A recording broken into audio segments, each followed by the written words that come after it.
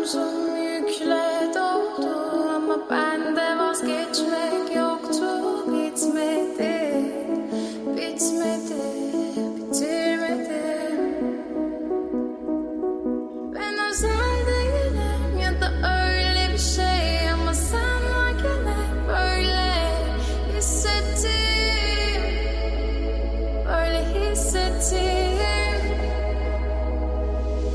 Yanan her şey görünüyor olmalı, bunu sen de hatırlarsın da artık